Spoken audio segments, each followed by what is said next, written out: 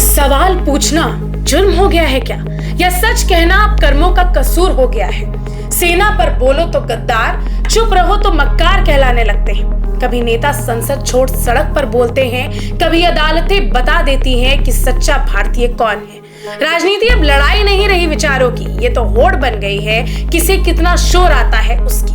और इस शोर के बीच अब सुप्रीम कोर्ट की गूंज सुनिए, जहां कहा गया कि सच्चा भारतीय ऐसा नहीं कहेगा। क्या है पूरा मामला, क्या है असली सच्चाई, आज उसी की तह तक जाएंगे।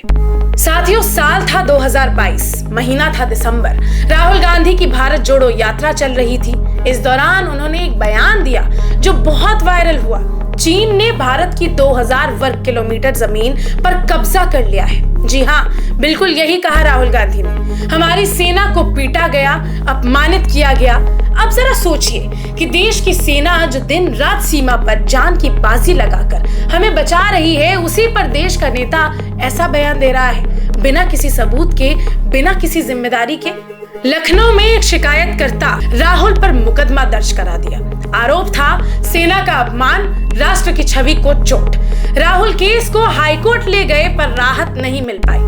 अब बात सुप्रीम कोर्ट तक पहुंच गई है और यहीं आई वो ऐतिहासिक टिप्पणी। जस्टिस दीपांकर दत्ता और जस्टिस एजी मसीह की बेंच ने कहा कि सच्चा भारतीय ऐसा कभी नहीं कहेगा।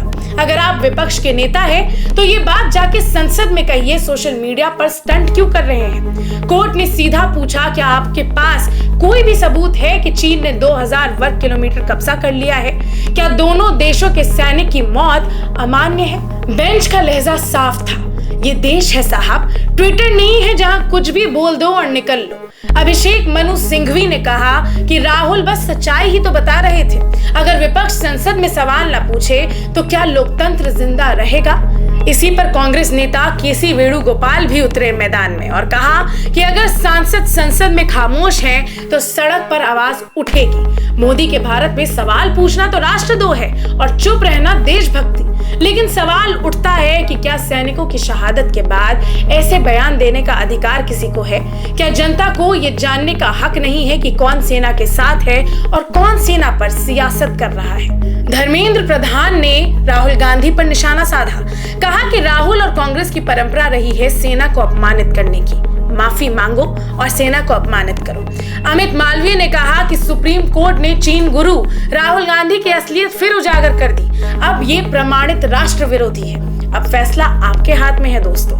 क्या राहुल गांधी ने सीमा सुरक्षा के मुद्दे पर गैर जिम्मेदाराना बयान दिया, या फिर सवाल पूछना उनका हक बनता है और जवाब देना पड़ेगा सत्ता पक्ष को? इस पूरे मामले पर आपके क्या विचार हैं? हमें कमेंट्स में जरूर बताइए और जुड़े रहिए द पिलर के साथ। धन्यवाद।